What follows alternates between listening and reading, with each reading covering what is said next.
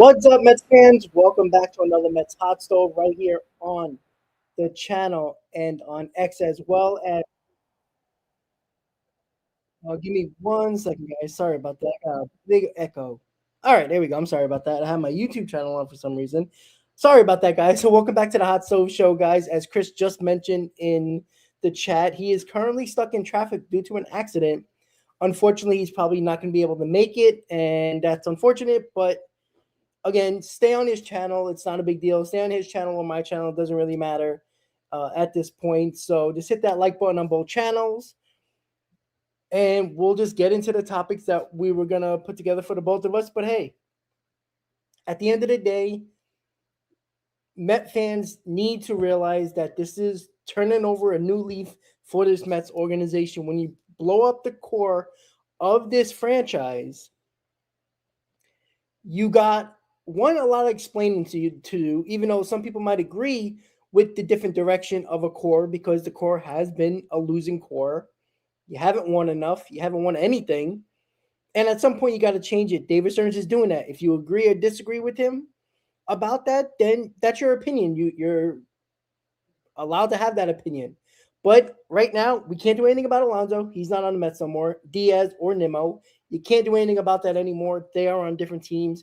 Now you got to go in a different direction. And the only thing that we are hoping for David Stearns is to go in the right direction and build a championship team. If he doesn't do that, he'll be fired in probably 2 years. That's probably what's going to happen. So make sure you hit that like and guys, subscribe to the channel if you're new to the channel. We'll talk about everything that has been reported over the last couple of days. The news that just came out, and it wasn't supposed to be a topic, but it happened in like a half hour ago, is that reports are coming out that the fact that the Mets are stealing one of the top international free agents on the international market in Wandy Asigan. He was committed to the New York Yankees as one of the top international free agents, and he decommitted to the Yankees and is now signing with the New York Mets for $3.8 million. The international signing period is January 15th, so he's not officially signed, so he could probably decommit again if he wanted to, but it was clearly most likely money that the Mets offered more of, and that's the only reason. I don't see why he would just decommit to one team and go to another, considering the fact that you don't see this often, especially from the Yankees to the Mets when it comes to the international free agent. So he is a shortstop. He is 16 years old. We're not talking about this kid being anything as of yet, but he is one of the top international free agents on the market. That's always cool.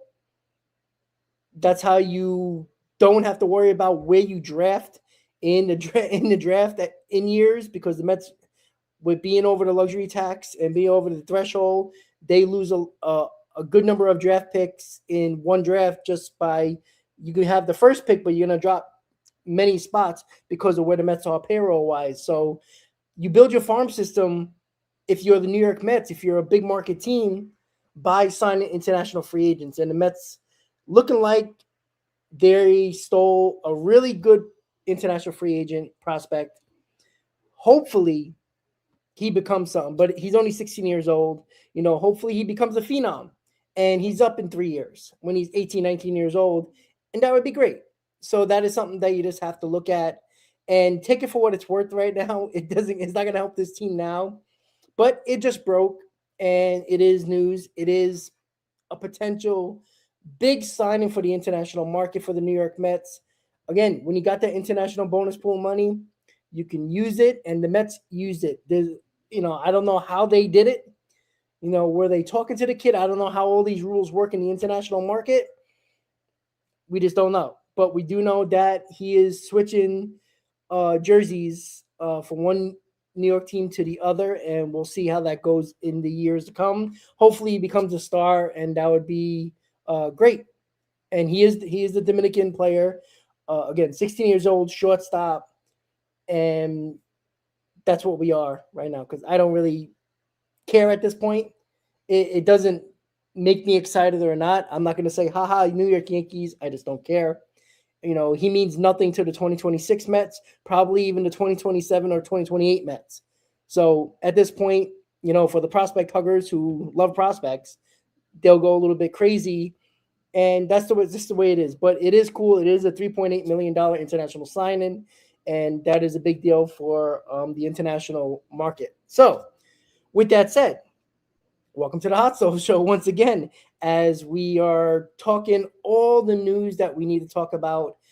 Everything is up in the air right now. You heard a lot of news where the Padres Mets trade was picking up steam. We heard a lot of names on the Padres side, not really many on the Mets side, and we'll get into that as well. We'll get into the Japanese players that Murakami is going to be only got a couple of more days, the 22nd of this month, to choose a team, or he goes back to Japan. Same thing goes for Amai, and Okamoto is a guy that a couple days after January is when they have to sign with a team. But we are going to start here with the signing of Luke Weaver, 2 years, $22 million. As everybody knows, I did a live yesterday on the breaking news. Again, not saying this is a great move or an even, shocking move, because the Mets seem to sign every Yankee that's out there. But it's not a bad signing. He was terrible in the second half with the New York Yankees. He does have decent stuff. He's not going to be the closer. At the moment, he looks like he could be the setup man, but I'm not really. It depends on what the Mets are looking for when it comes to matchups, right? Brooks Raley could be a setup man at one point. It could be Weaver. When Minter does come back, it could be him. Brazaban. It could be a Dylan Ross, who is a possibility for the bullpen as well, and seeing what the Mets do with the bullpen as well in the free agent market or possibly the trade market.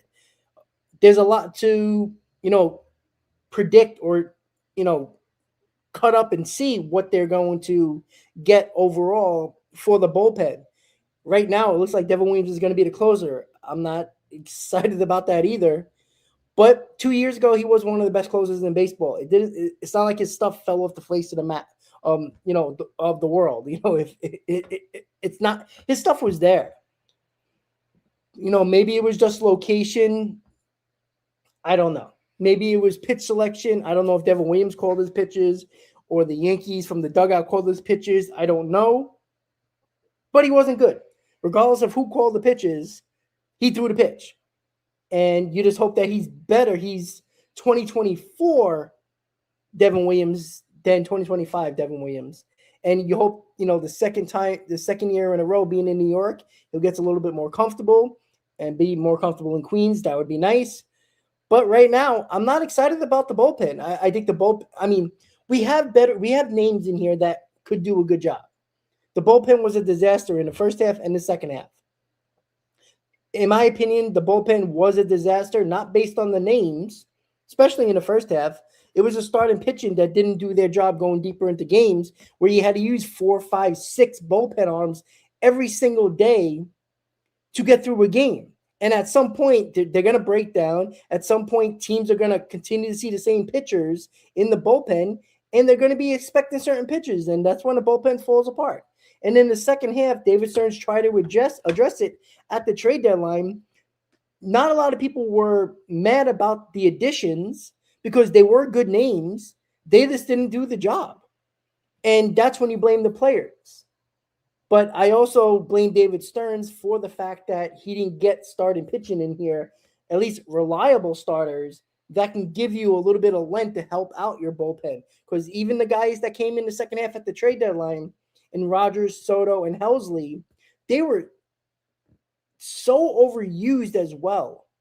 And you're putting them in different roles, especially Helsley. Not an excuse, but to assume that Helsley is just going to be comfortable in the 7th, the 8th, the 6th is not always possible with a closer. And you just never know. So it was a risk, but nobody hated that trade. Everybody thought it was a good trade.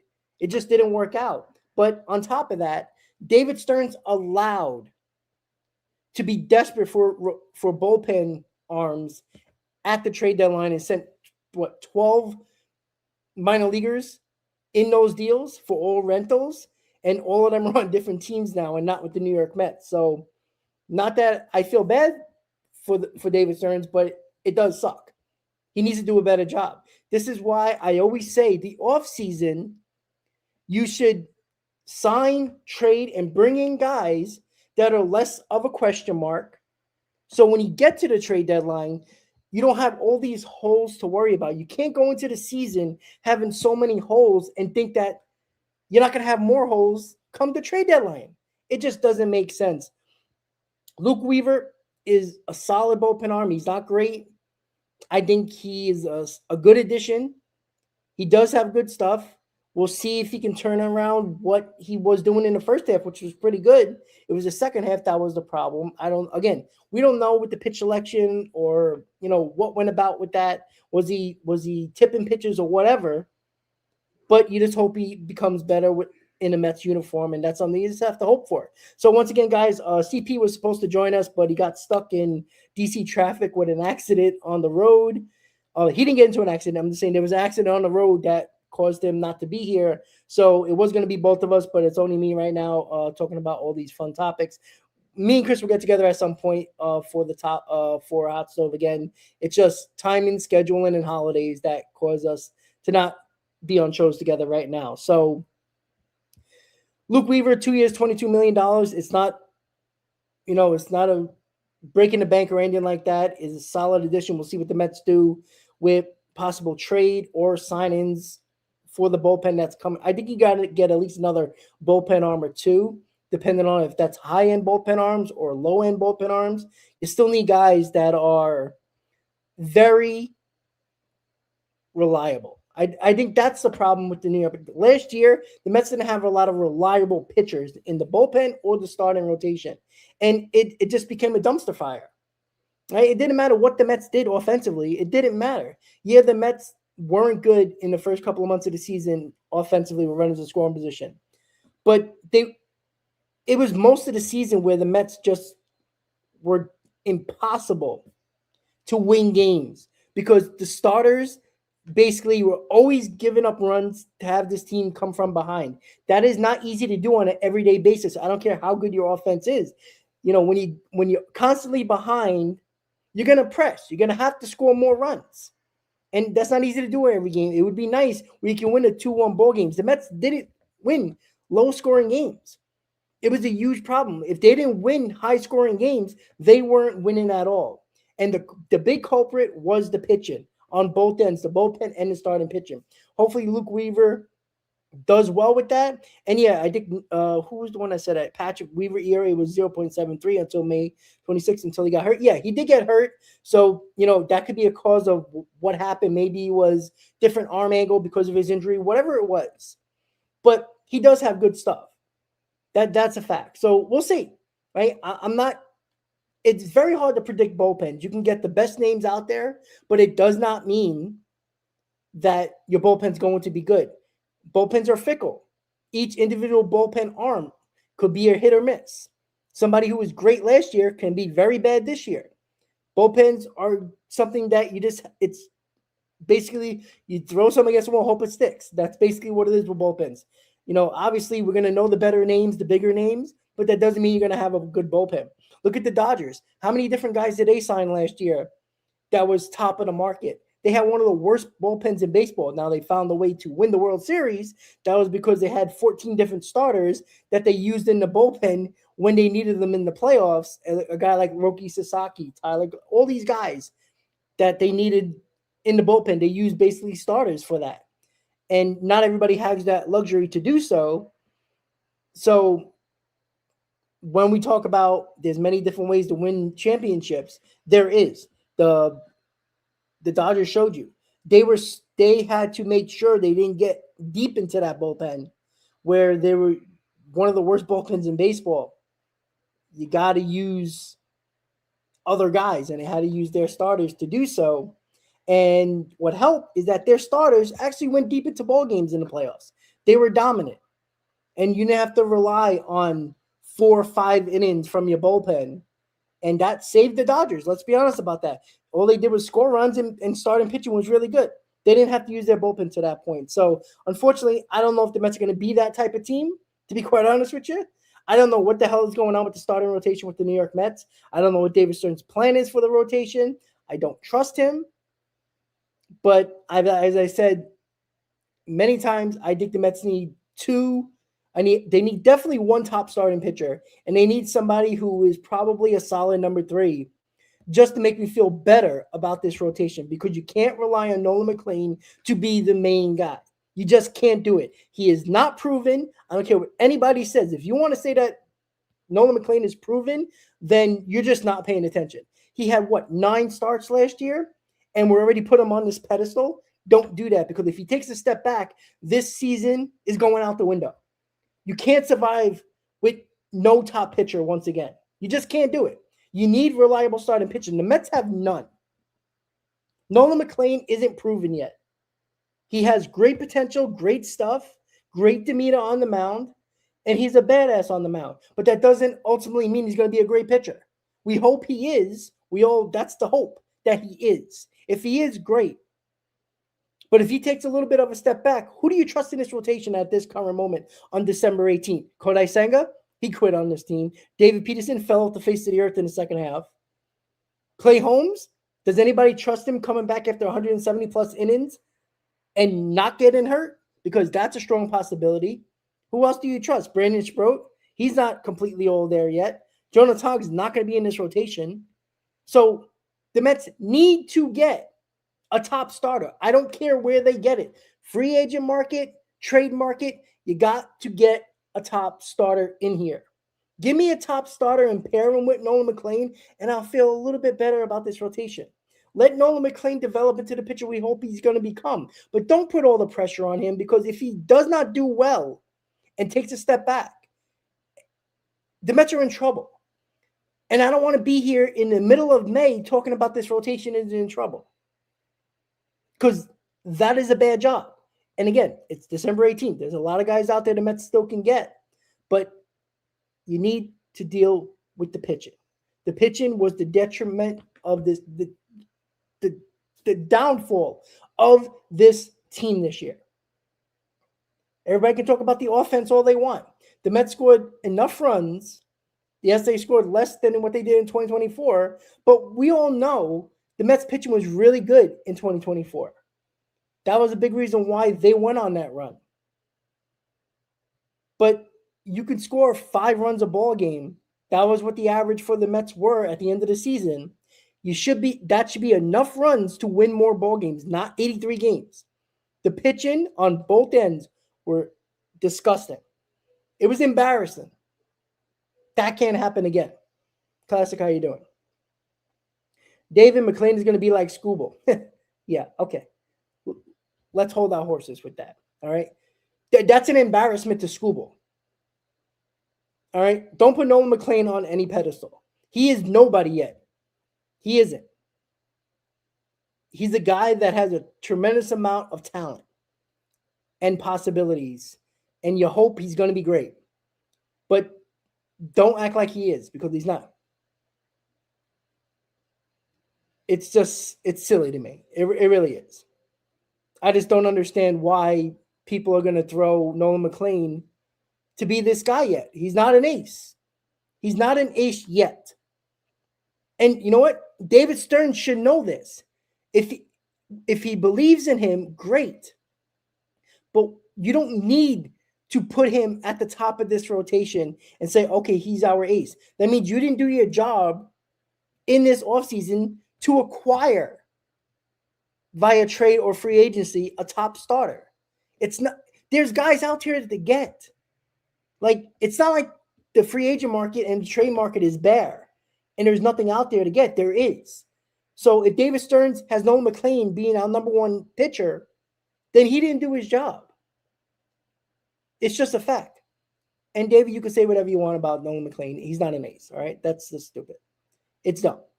All right? 9 starts doesn't put him in the Hall of Fame. Doesn't make him the Mets. You know why he's the Mets ace? Because everybody else sucks. And it's not even close. And that's just sad. And that's why the Mets need to do things. So Luke Weaver, $22 million over 2 years to add to the bullpen. And we will see what the Mets do next when it comes to the bullpen for the New York Mets. Next topic here is we're going to be talking about This is another report is that, and this doesn't excite me at all, but I think this leans towards the free agent market, not the trade market. I think people got overly concerned that they're saying, oh my God, the Mets are going to be most aggressive for mid-tier starting pitching. That's the free agent market. If that doesn't mean the free agent market and it just means in general, then I have a real problem with this. This is just stupid. It's just absolutely stupid. It makes no sense if this is in general. But I think what this report means is the free agent market. I don't think the Mets are going to sign Framber Valdez, even though they should, to a 6-year deal. I don't even think Framber Valdez is getting it. I think he's having a hard time getting it, is the reason why he hasn't signed yet. I think he's probably looking at a 3-4 year deal. Maybe somebody desperate like the Orioles, which the Mets should be desperate, but David Stearns never, does anything in a desperate way. So that's out of the question. I can see the Orioles going to a 5th year to get Framber Valdez. I think Framber Valdez would have signed already if he was going to get a 6-year deal. I think he's having a hard time getting a 5-year deal. Maybe the Mets have more of a chance if it's a 3-4 year deal for Framber Valdez. Maybe we'll have a better chance with the high AAV. We'll see. But I don't think it's going to happen. So when it comes to the free agent market, what are we talking about here? Lucas Giolito. We heard rumors today that the Mets could be interested in Chris Bassett, our good old friend Chris Bassett. I mean, that's what we're talking about here. That is, I'm okay with that. I put Michael King in that mid-tier as well. I know me and Chris disagree with Michael King, but he's not a top starter. Michael King is not a top starter. He's had one good season and he had an injury-riddled year and somewhat of a tough year. I think he could be good, but I'm not putting him at the top of the rotation. He's not a 1 or a number 2, in my opinion. So Michael King's a mid-tier to me. And it seems like the Mets are kind of priced themselves out, or King priced themselves out of what the Mets were willing to give. So when it comes to mid-tier, it's guys like Lucas Giolito. It's guys like Michael King. It's guys like that doesn't excite me at all.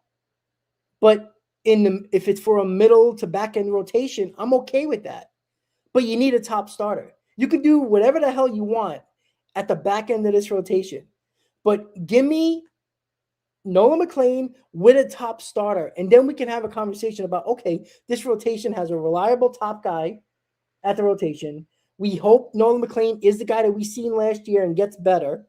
Then that just makes it that much easier to put a rotation together. And then your number 3 can be whoever you just signed. If it's Michael King, Lucas Giolito, guys like that could be a solid number 3, but probably a number 4. Then you got David Peterson. You want to talk about Cody Bellinger? Go ahead. I don't think this guy should be on this team. Brandon Stroke, guys like that. Clay Holmes. I'm okay with that. But the mid-tier annoys me if that's the only thing you're going to go after, which I still think the Mets are going to make a trade for a top-of-the-line starting pitcher. And we can debate. We'll debate that in the next couple of topics. But when it comes to mid-tier, that's not exciting to me. You always need those mid-tier type of rotation arms, the guys that are in the middle of the rotation, middle to back end of the rotation. Those guys are important. If you're going to get mid-tier guys, I need guys that give me innings. Because the Mets didn't have that either. They didn't have an ace. They had nobody that was reliable and gave you innings. Clay Holmes did for the most part, but he was kind of a 5-inning pitcher for a while until later in the year when he went one time 6 innings and then went 7 innings one time. That was good, but we need guys at the back end of the rotation that can give you innings. They're not going to be the best guys in the rotation. They're not going to give you, 7 innings of 1-run ball, but they'll give you 6 innings of maybe 3-4-run ball, but they'll give you that innings that you need to protect your bullpen. You need at least 1 or 2 guys that can give you innings in the back end of this rotation. Hopefully those mid-tier guys can be those guys, wherever they may be. But I don't want mid-tier guys that are constantly injured over the last couple of years. And you're going to tell me these guys are part of our rotation that we're going to trust and be reliable. That's a joke. It really is. Don't give me a guy who's been injured, especially last year, and think that he's going to be a reliable starter. Like, that's just more hope that we don't need. We need reliability. Reliability is what killed this team last year because there was none in the rotation, and that's where it needs to change. So mid-tier, your guess is my best guess. It's probably Lucas Giolito, Michael King, guys like that. You just need guys that can give you innings. And I think that's the most important thing right now, other than a top starter. So, turning over to the outfield or first base, whatever you want to call it, with Cody Bellinger. The Mets pursuit of Cody Bellinger. I don't know where the Mets are with this. I really don't, guys. I'm trying to figure out what the Mets are trying to really do here, because I'm okay with Michael. Wow. I'm okay with Cody Bellinger. I'm absolutely okay with Cody Bellinger because, again, Pete Alonso's not walking through that door. Brandon Nimmo's gone. Pete Alonso's gone. So everybody's going to say, well, go get Kyle Tucker. I don't think the Mets are going to give 10 years of Kyle Tucker. I just don't see it. I just don't see it at all. And that's why Cody Bellinger makes the most sense for this Mets team, because of the fact that he fits this team like a glove. He can play first. He can play any outfield position, and with the holes that the Mets have, center, left field, first base.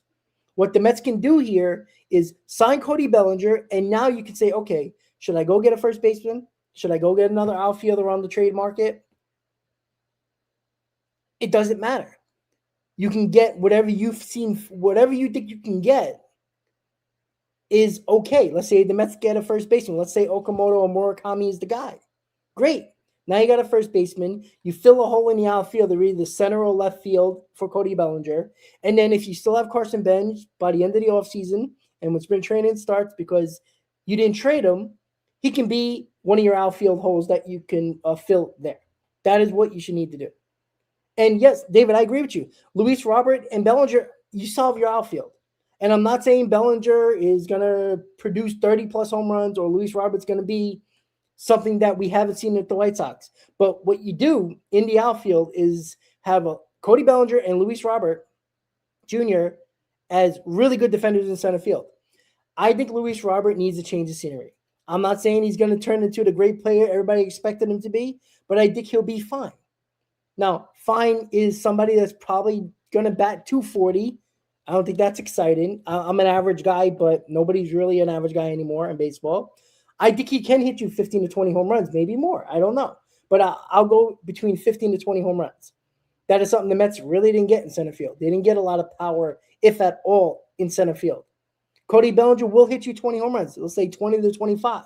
So that's around 35 to 40 home runs right there with those two guys, depending on what you do with first base. I think the Mets need to get either Murakami or Okamoto. I would like to go with Okamoto more, only because I like his defensive capabilities, and he does have a good bat. He hits for average. He hit 30 home runs, but I'm not expecting him to hit 30 home runs. Let's say 20 home runs. That's another 20 home runs you add to this lineup, along with Lindor and Juan Soto, and we could talk about Brett Baty and Francisco Alvarez. That can help this team. Simeon's another guy that can hit 20 home runs. And we'll be okay with that because that's what we have. Yeah, I don't see where Mauricio's getting a spot, to be quite honest with you. You know, Brett Baty's going to be a third baseman. He earned it. He's going to get it. Just like Vientos earned it in 2024 and got the opportunity in 2025. Brett Baty took that job. And Brett Baty deserved to be the third baseman unless you go out and get Alex Bregman. Then it's a different story. But you know, everybody wants to keep these prospects. I see David in the chat talking about Mauricio, Jonah Tong, this guy, that guy. All these prospects can't play, right? We already got these guys at the major league level. We got Acuna, Mauricio, Vientos, Baty. All these guys are not playing. Where is Vientos playing? Jorge Polanco is probably going to be your DH. Vientos is not a first baseman. He's not a good first baseman. I don't want him at first base. Where's Mauricio playing? He ain't playing third, second, or short. So Mauricio's out of the question. Acuna, same thing. These guys can't all sit on the bench and be bench players. It just doesn't make sense at all. So when it comes to Cody Bellinger, the Mets need to get him. That's it. He is one of the better. He's one of the better free agents on the market for your outfield, or depending on what the Mets want to do with him. But he just makes sense for the Mets. You can put him in any position you have a hole right now and go out and get somebody else to fill another hole on your roster. Like, again, Jeff Kent, seriously? You want to talk about Kelnick for Diaz and Cano? That kind of worked in the Mets' favor when it came to Diaz. It's not really, like, stop worrying about the past. The past has nothing to do with the here and now or the future. It just doesn't. Right? If we can get a guy in here that can help this team now and in the foreseeable future, great. But I'm sick and tired of, this guy's untouchable. There is nobody untouchable except for Nolan McLean. Carson Bench isn't untouchable. If it's for the right piece, you trade Carson Bench. Same thing, you trade Jet Williams and Ryan Clifford and Tong or Sprout. Elian Pena, it does not matter. We got to stop hugging these goddamn prospects. This prospect core, there's too many of the same positions that are just jamming up the positions. There's a log jam here. You got to get rid of some of them. We don't have to hold on to all of our prospects. This is the problem with Met fans. They're so locked on these prospects, and it burns you. You can't stop. You can't have all these guys in your farm system. You cannot have all these guys here. It does not make sense. It just doesn't. It just does not make sense. It's stupid. It really is. You got too many shortstops and second basemen in this farm system that you still got Lindor here for God knows how many years. Simeon's here for the next couple. Where are all these guys playing? Let's say Carson Bench is going to be our future center fielder. Okay, so that takes out how many guys? Where's Jet Williams playing now? Where's Ryan Clifford playing? David, it's 40 years the Mets haven't won a World Series. They've tried prospects. David Wright, Jose Reyes failed. DeGrom, right? Matz. These guys, we tried this. Pete Alonso, Brandon Nimmo. Did we all forget those guys? Jeff McNeil. We've tried it. It failed.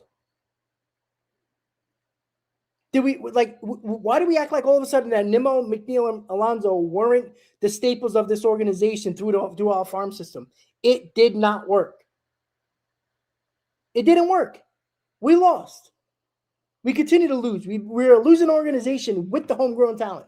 I'm not saying to not use some homegrown talent, but you know what? Beatty's homegrown talent. Alvarez is homegrown talent. Right now, it looks like Benj, if he doesn't get traded, is going to be part of this team.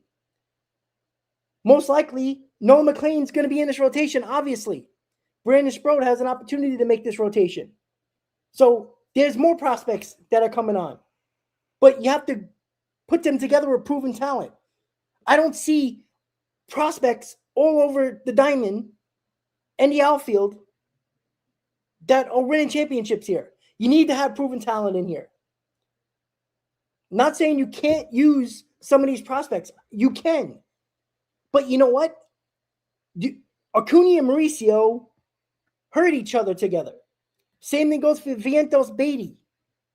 Same thing goes for Jet Williams, Ryan Clifford. Where are all these guys playing? There's not enough room for these guys. You got to choose. David Stearns' job is to choose the prospects that he believes is going to help this team now and in the future. You got to choose guys that you're willing to trade to bring in proven talent in here. If you don't do that, you're wasting years of the guys you paid all this money to. It makes no sense. Why waste the prime years of Lindor? Why waste the prime years of Juan Soto? It makes no sense. It makes no sense. It's stupid. Why do we act like Lindor has 30 years left, like 15 years left of this team, of his prime years? He doesn't. Maybe 3, if we're lucky. You can't waste those years. There's no time to be wasting here. Don't tell me about patience. Patience is somebody, that's a loser mentality. And you know what? Met fans have developed this loser mentality that is ridiculous. It's stupid. It's time to win. And if David Stearns doesn't get that, his ass should be fired too. It's a joke. It's absolutely a joke. This fan base has become a loser mentality. This is what they become. Too many.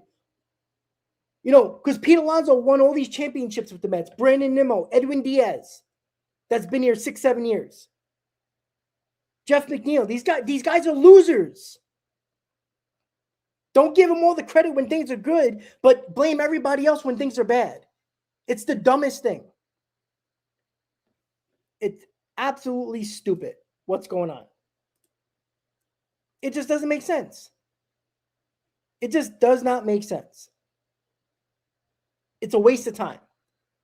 Keep on talking about wasting people's time and wasting years of their prime. I don't know why. I don't know who's banning people. I do apologize. I don't know what the hell's going on here. But I see people getting banned and I have no idea why. I have no idea what's going on. No idea. So Dolo, David, I do apologize. I don't know what the hell's going on. I don't know. Right now I can't change it. Not right now. I can't change it right now. I just have to do it after the show. So David, Dolo, I do apologize. I don't know who's moderating right now. I don't see why they would. You guys didn't say anything wrong. We disagree, but that doesn't mean nothing. So I do apologize. I don't know what's going on, but I will put you back on. Unfortunately, you guys are stuck on the show right now, so I do apologize for that. But yeah, somebody's banning. I don't know if people are reporting them. I don't know what's going on. I don't know if they said something in the chat that I missed that banned them. I don't know. So I do apologize for that. Dolo, David, don't worry. I'll have you back guys on the show probably the next show. Right now, I can't do anything unless I log off and go on to my YouTube platform and do that. So I do apologize for that. I'm just looking like I'm talking to you guys and I see people getting banned. I'm like, I don't even have my hand on the mouse. I'm like, sorry about that. I do apologize for that. But again, I don't care if you guys disagree with me. I'm not gonna ban you. That's just, it's sports. We're supposed to disagree.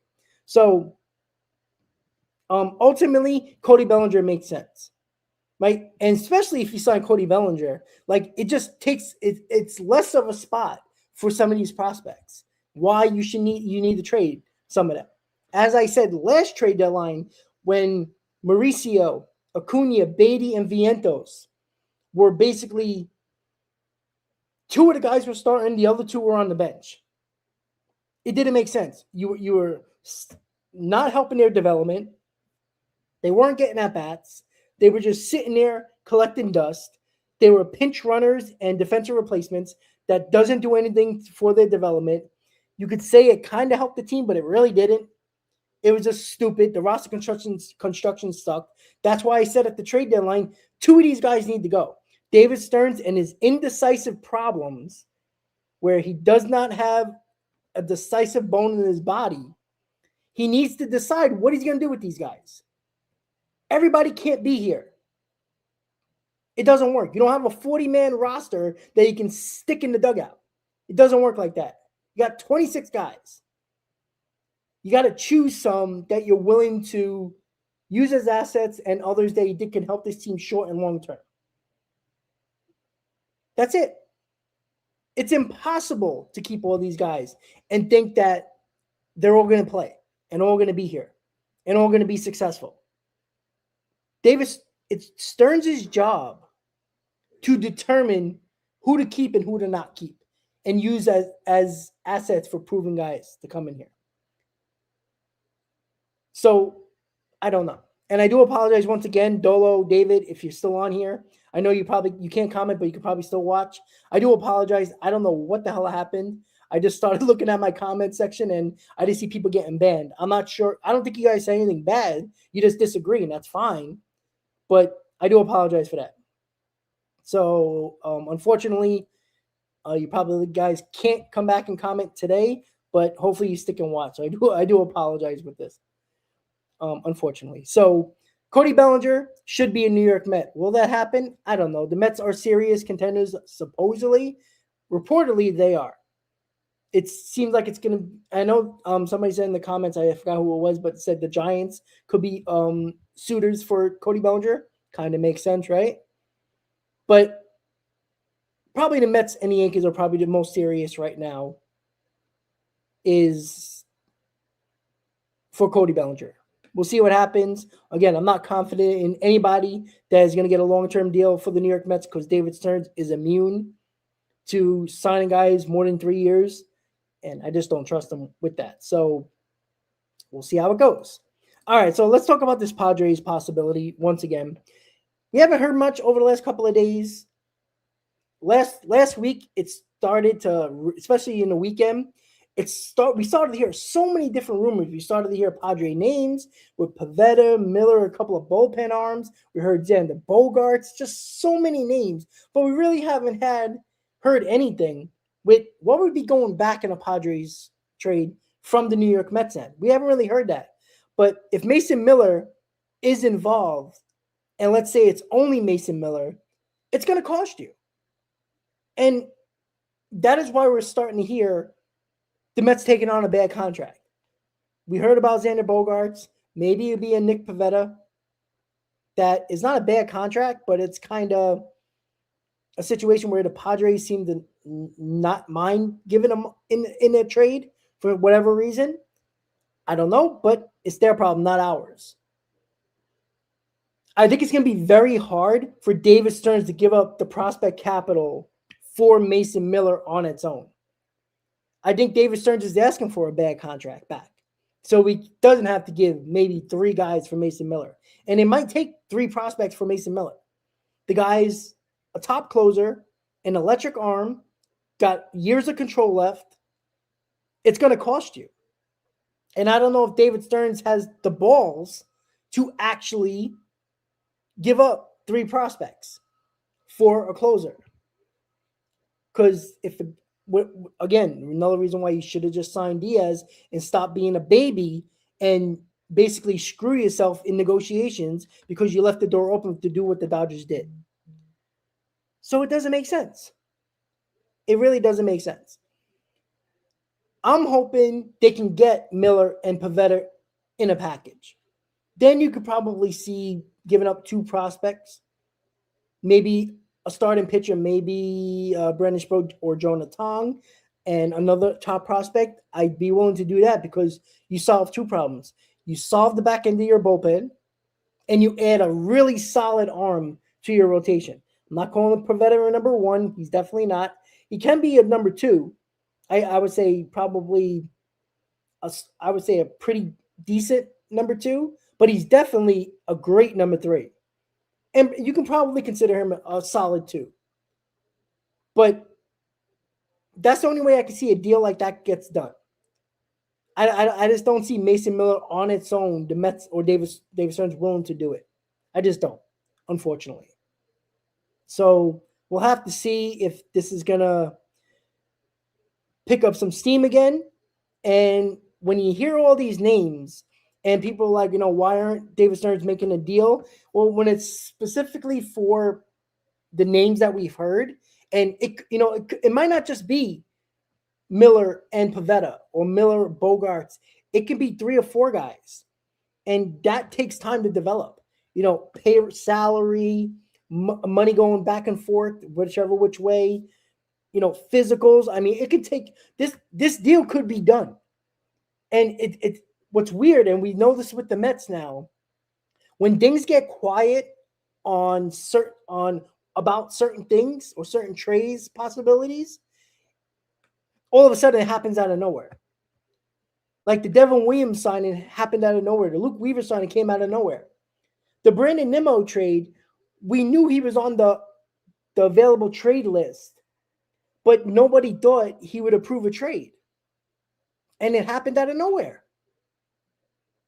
So when it comes to things getting quiet with all the reports we've heard about the Mets and Padres trying to come together on the deal for multiple players, one, it takes time because of all the things I just mentioned. And also, when it starts getting quiet, and it is getting towards the holiday season, Christmas and all that, and the holidays, over the next couple of days, and I wouldn't be shocked if something happens because it got quiet quickly. Like, we really haven't heard anything about the Mets and Padres since the weekend. And it just stopped getting reported. What that tells me is that when David Stearns starts to do something, all of a sudden, no rumors get out or leaked from the Mets end. Because all the leaks we heard has been on the Padres end, from Padres reporters, Padres radio host, and the Padres really, and even Preller talked about that there's not many people that are not untouchable on their roster. So that is something that you have to look at as well. When you hear Preller talk about it, you hear beat reporters for the Padres and radio hosts for San Diego Sports Radio talk about it, it's been a lot on their end. And we haven't really heard anything on the Mets end. We heard a couple of Mets reporters, beat reporters talk about the possibility of a trade, but they're getting their information from sources from the Padres. They're not really getting it from the internal part of the Mets. So now that it's quiet, I expect a trade to go down with the Mets and the Padres. There's just way too much smoke for something not to happen. And we'll just have to wait and see. It could be. I think this is going to be I really don't want it to be the big trade for the New York Mets this offseason. Because if it is the biggest trade for the Mets this offseason, then that means Scubo's out of the question, in my opinion. And Pivetta is nice, but I don't think it's enough. Now, if you throw Michael King or a guy like that in the rotation as well with Pivetta and Nolan McLean, I guess you could call it a solid 1-2-3. It's not a great 1-2-3, but it's a solid 1-2-3. You could do a lot worse than Pivetta, McLean, and King as your top three, and then you could throw Peterson, Holmes, Sproat, Senga if he's still here, and we'll look at it that way. So unfortunately, we just have to hope that something happens because we have not seen David Stearns sign a big free agent. I don't want to hear about Alonso. We know that was Steve Cohen. It wasn't Juan Soto because Steve Cohen got involved. If it was up to David Stearns last year, Pete Alonso would have never been a Met. And I do truly believe that when it comes to Juan Soto, it wasn't David Stearns at all. It was all Steve Cohen. David Stearns has not made a big signing yet, nor has he made a big trade, a blockbuster trade yet with prospects. Until he does that, I have no faith that he will. And that is where I concern myself, where if he's not going to sign anybody big for a long-term deal or make a blockbuster trade with multiple prospects going to a team to bring in a proven player or two, then why do I have confidence that he's going to bring in real talent here? Because mid-tier starting pitching does not fix the problem with this rotation. Mid-tier roster additions when it comes to position players is fine. Like if it's not Cody Bellinger and it's somebody less, like let's say Harrison Bader, something like that, or a guy that's like a mid-tier position player. Like that doesn't excite me. It doesn't do anything. So until he makes that big trade or that big sign-in, there's no faith in him, at least in my opinion. He's done a terrible job this offseason, in my opinion. And it's not just about not giving an offer to Pete Alonso, which, is kind of disrespectful, even though I'm not the biggest fan of Pete Alonso, but it is disrespectful. The guy has been a face to your franchise for a while. Like, at least offer him something. But that's David Stearns. Brandon Nimmo trade made sense. That contract was god-awful. He's a terrible defender. You can talk about his offensive production all you want. It seemed like he does everything in 2 months, and the other 4 or 5 months of the season, he does nothing. So, and with Edwin Diaz, David Stearns fucked that up. in my opinion. So until he actually makes a big trade, I'm not going to believe it. I don't trust him. I don't trust it. So we just have to wait and see. We just have to wait and see and hope for the best. At least for us. Because Met fans are pissed. Okay, so let's talk about this possible trade. Or top rotation arm is probably going to come via the trade market. That's the only way I think the Mets are going to get a big-time arm. And I'm talking about top of the line, Freddie Peralta, Tariq Skubal. I know Joe Ryan was kind of, it's like out the window now, but a guy like that. I don't see the Mets giving a long-term deal to Framber Valdez. They should, but I don't think they will. And with Framber Valdez not signing yet, I think he's having a hard time funding a 5 or 6 year deal. And maybe that works in the Mets' favor, where I think they might go 4 years, high AAV. Maybe they feel okay with that. I think they'd rather a 3, but I think they'll be okay with a 4-year deal. So that's the only way I could see it happening, unfortunately. So the only way I think the Mets are going to get a top rotation arm is the trade market.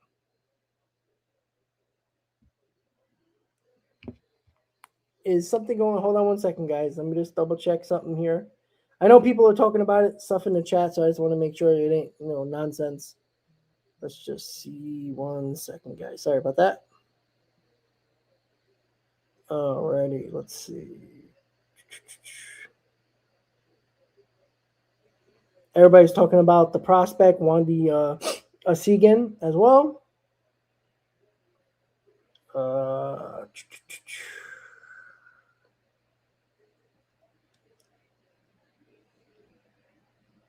right, it's all about that Dominican prospect. All right, so listen. I already said this. I've been quoted saying this many times. If Tariq Skubal is available, and it seems like he is, the New York Mets need to do everything they can to bring him to the New York Mets. I don't want to hear, oh, let's get Freddie Peralta, and that's fine. But if you can get the big guy on the market, get him. I don't want to talk about him being a rental. Everybody thinks you're going to get Freddie Peralta for a bunch of peanuts. You're not. If it takes 2 prospects to get Peralta, why not just go with the 3rd prospect and get the best pitcher in baseball? And he's in your organization the entire year. You get him this offseason. You have time to negotiate with him. And don't tell me that Steve Cohen is going to allow prospects to go in this deal and they're not going to do everything they can to sign him to the biggest contract that he can get. It just doesn't make sense. Why do everybody think they're afraid of doing that? They're not. And yes, I agree. Skubal is a true ace. When you talk about an ace, I think Tariq Skubal. Freddie Peralta, yes, absolutely. The New York Mets need to get Tariq Skubal because he better not end up on another team, because that means the Detroit Tigers were very willing to trade him, and the Mets chickened out once again because of the prospect haul. If you think that you wouldn't make that deal, then I really question why Met fans, do they really want to win? I've said this for a while. I think Met fans rather complain and lose than to be happy and win. I truly believe that. Like, they rather keep all their prospects and win. Of course we would. But it's not logical. It's not that easy. Why is it okay for the Dodgers to do it, the Blue Jays to do it, the Red Sox to do it? Everybody, like the top teams that always make the playoffs and get to World Series and make runs in the playoffs are always the teams that are willing to make the big trades at the deadline or make the trades at the offseason to bring in. We screwed up the Carragher Crochet thing, which the Mets were in on, but they were too afraid to give prospects. Once again, that was a disaster. And you might happen to let that happen again with Tariq Skubal. It doesn't make sense. And everybody say, oh, why don't you just wait until after 2026 when he's a free agent? So you rather him pitch for another team, possibly a National League team that you have to deal with. And now you want 10 to 12 other teams fighting for him in the free agent market and hope that we get him when we know David Stearns is a terrible negotiator? How about trading for him, getting him in the organization where Steve Cohen can look him in the eyes? That's what I want. Tarik Skubal is the guy to get. That's it. And if the Tigers don't trade him, okay, then next best thing is Freddie Peralta. We can not discuss Tarik Skubal, but he's available. Right now, we all assume he's available. So go get him. And we just hope that the New York Mets actually do it. Can Stearns do it? I don't know. I really don't know. Let me just check the comments really quick before we call this stream a day. Braves have been they made some solid moves for sure. And you got to remember, they had a lot of injuries in their rotation and in their lineup last year. So these guys are going to be healthy. You know, they're filling the back end of their bullpen, which is pretty good as well. So everybody wants to keep the prospects. Well, great. Wait until 2030 when hopefully we win. Because 26 through 29 doesn't matter, apparently, to Met fans. But they're the same ones who bitch when the Mets lose. So I don't understand why. Either keep your prospects and don't complain at all. And when they lose and don't do good, don't complain when you still have these prospects here that are ultimately not helping your team and they're just sitting in the minor leagues collecting dust. And every day it goes by losing value. And then you're going to complain. Stop with these prospects. It's Stearns' job to choose which one he believes are going to help this team. Others need to be traded for proven talent in here. This is how good teams actually win. Well, Johnny, sure, let them play. Fine. But David Stearns isn't doing that either. That's the problem. We had 4 guys last year in Mauricio, Acuna, Beatty, and Vientos. 2 of them sat on the bench while the other 2 played. That is not playing them. That is stupid. You're platooning these guys that never can develop to what we hope they would. That's not productive for your team to win games and for their development. There's too many of them to play them all. Who's playing shortstop? Lindor. Who's playing second base? Simeon. Right now, Beatty's third base. You got Soto in right field. Center field and left field still there, and first base. But who's playing first base? Unless you're going to put Vientos there, which is a complete disaster. Like, if you're going to play him, do it. Then it's called a rebuild. That's what that is. If you're playing so many prospects to fill holes, you're rebuilding. And don't tell me you're not. Then you know what? Don't trade for Skubal. Don't sign any free agent pitcher. Throw Tong in the rotation with Sproat and McLean, and then lose 90 games. And then we'll talk about how these prospects are working out. Either go right to the rebuild or get proven talent in here. Because right now, David Stearns is half-assing this roster. He talks about these prospects and there's holes that they can fill, yet we hear they're in on the trade market for pitching and free agents. We're hearing about Cody Bellinger. They don't sign any of them. Don't trade for any of them. Let the prospects fill those holes and play them. I never said I'm against that. But don't bullshit me and tell me that we're trying to be a contender and you're doing what you're doing right now, which is half-assed in an offseason.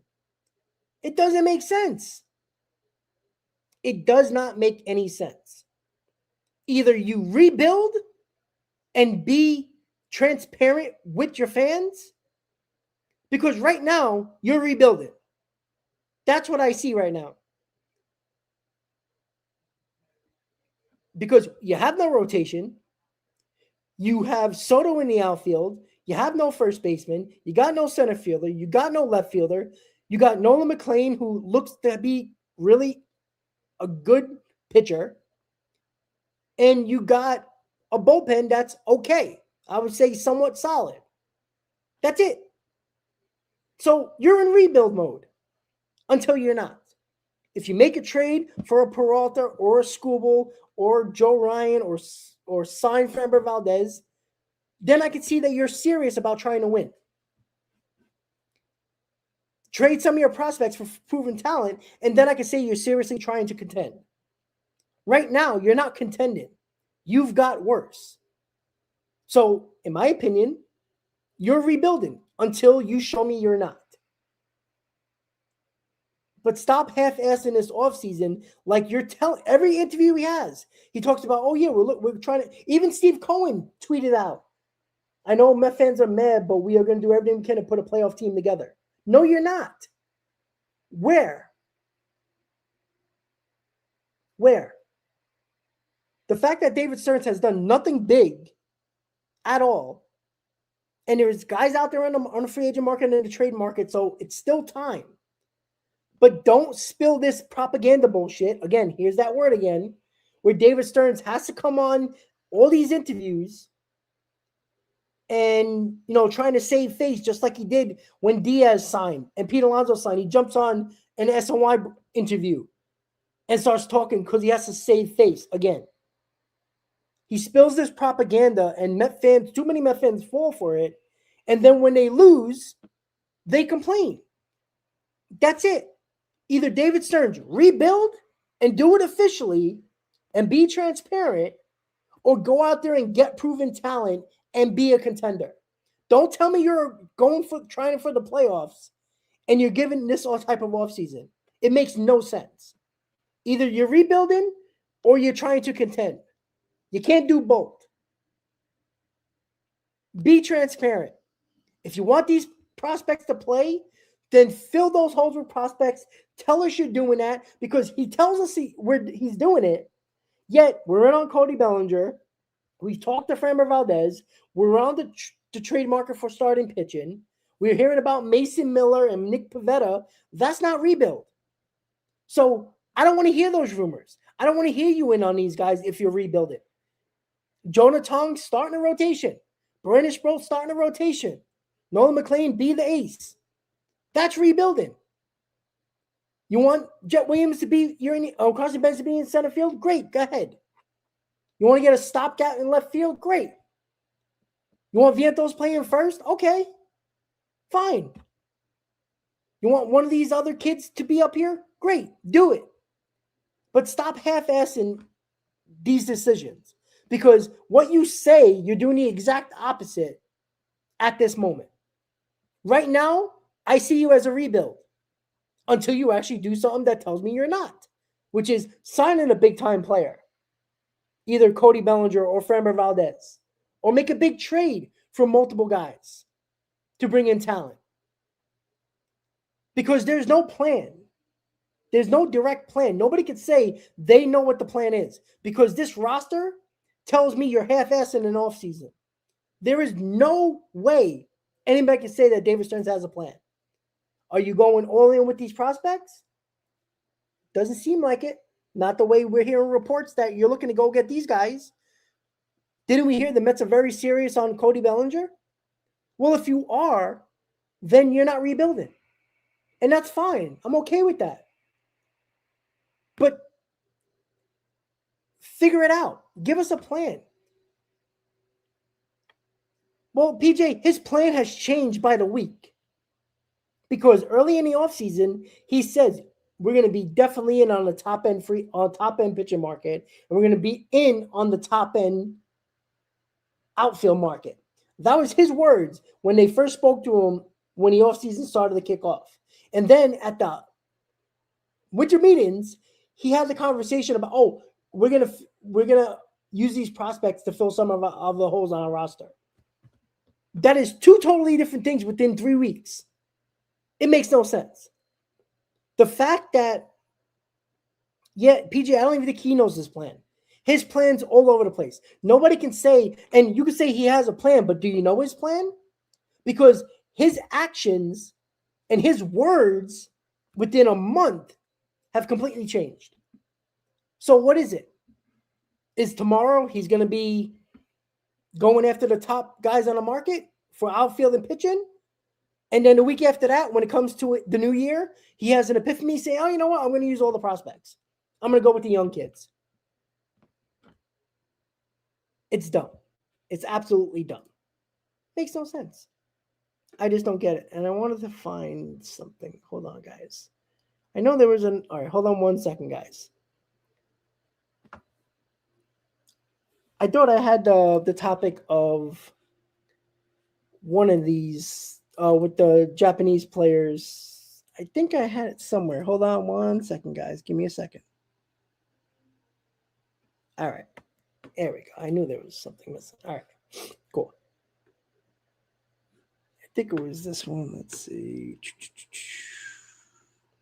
That's all right. We'll just talk about it. I thought I had the topic up here, but we didn't. All right. That's cool. Is what it is. All right. So before we end the stream, we're going to talk about Murakami, Okamoto, and Amai. Murakami is December 22nd is when he has to sign with a team or he goes back to Japan. When it comes to Tatsui Imai, January 2nd, and Okamoto is January 4th. So within 2 weeks, all these guys have to sign with a team or they're going back to Japan. We all assume they're all going to sign with a team because I don't see why they would be posted and then head back. Be a little weird. So let's see. Hold on 1 second. Rich says, oh, look, the comments work. Look at that. Totally disagree, Robert. Sign top young free agents. Okay, who is top young free agents? Because there is none. There isn't any. Like, you could talk about it all you want. Top young free agents don't exist. All right, there isn't a lot of Juan. Okay, well, we just did last year. Juan Soto's one of them, right? There isn't a lot of 26-year-olds that are free agents. That don't happen. You're going to find a bunch of 29, 30, 31-year-olds that are free agents. So you can't do that. There is none. Juan Soto was an exception, and the Mets got him. So we did that already. The problem is the Mets aren't using their top young free agents or top young prospects to do anything. Like, there is no top young free agents. It doesn't work like that. Like, find me who's young. Have you seen the free agent market? Most of these guys are between 29 and 33 years old that are on the top of the market. Nobody's under that age. Juan Soto was the exception. That's it. The Mets got that guy. Pete Alonso, over 30 years old. Like, there isn't anybody out there that's young and a free agent. It just does not work like that. These guys end up being 30 years old. So, we'll see. All I know is that Murakami, December 22nd is the last day he can sign with a team. Haven't really heard the Mets in on him, but I'm assuming they probably are. But as cheap as David Stearns is, I don't see him doing that. We heard that the Cubs and the Yankees are the favorites to land Tatsui Imai. The Mets haven't been named, which is another disgrace, but that's David Stearns for you. And Okamoto, I think, is the best fit for the New York Mets. He's a defensive glove, and he's got some power.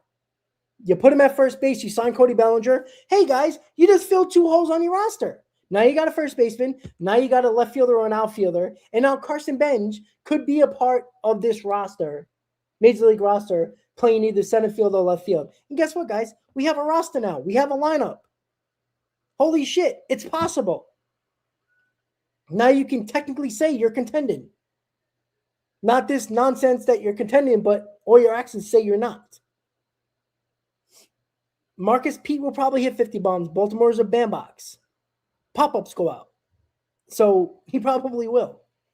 But you know what? Pete Alonso is on a team that is exactly like the New York Mets. He'll have good offensive seasons, and Baltimore has no pitching. But Baltimore might get Framber Valdez. That's a possibility. But Baltimore right now has no pitching.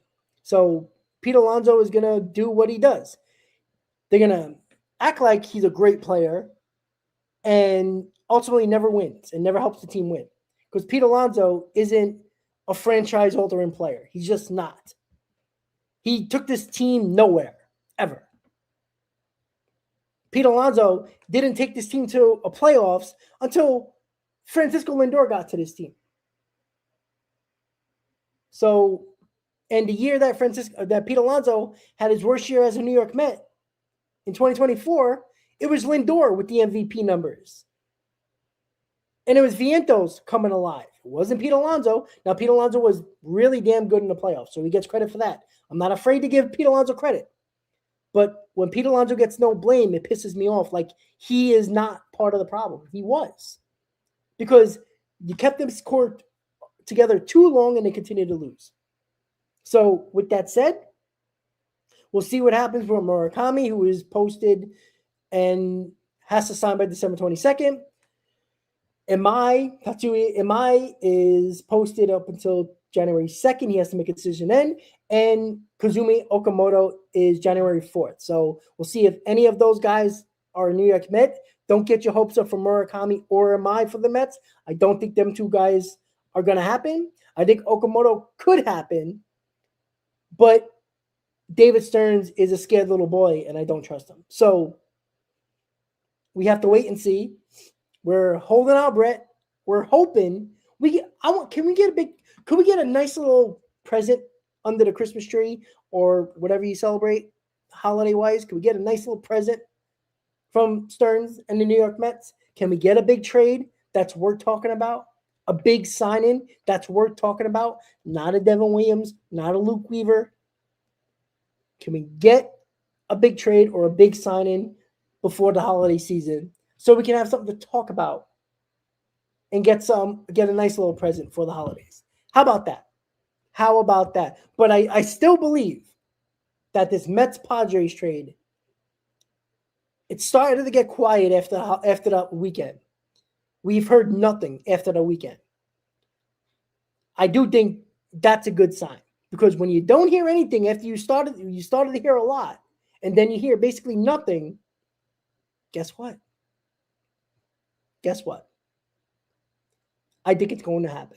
I can't tell you the players. I don't know if it's just going to be Mason Miller. It might be Mason Miller with Xander Bogaerts. It might be Mason Miller with Nick Pivetta. It might be Mason Miller it might be Nick Pivetta and maybe one of the bullpen arms, the good bullpen arms that are not named Mason Miller. That's a possibility as well. But I do think something's going to happen with the Mets and the Padres. No, it's not going to be Lindor. No, it's not going to be Tatis.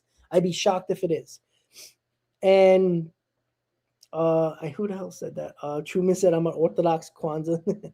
Listen, Kwanzaa, Hanukkah, Christmas, I don't care what you celebrate. Enjoy it. Right? I don't know if anybody knows what Kwanzaa is, but again, Kwanzaa is an African holiday during these holiday seasons. I remember because I had an elementary school teacher that celebrated Kwanzaa. I did. It is what it is. It's cool. I don't discriminate. It is what it is. You celebrate something, that's fine. I don't care. Christmas, Hanukkah, Kwanzaa, I can't think of anything else right now, but if you do, celebrate it. Good for you. Here's what I do know. If you're on this channel, you're a Mets fan. So you're cool in my book. So if we don't talk, there's going to be more streams. I can tell you that right now. There's going to be a ton of streams. If there's any breaking news, I'll be live. I promise you that. So with that said, guys, if you can't tune in up until the holidays, Merry Christmas, Happy Hanukkah, Happy Kwanzaa, whatever you celebrate, enjoy, be safe, guys. As always, Met fans, let's go Mets. Thank you for tuning into the Mets Hot Stove Show right here on the channel and on X. And if you were on Chris's channel, hit that like button, subscribe to the channel as well. He unfortunately got stuck in terrible traffic in D.C. and could not join the show, but I know he wished he was here disagreeing with me. So with that said, guys, have a great night. Let's go Mets, and I'll see you next time on the Hot Stove Show, guys. Have a great night.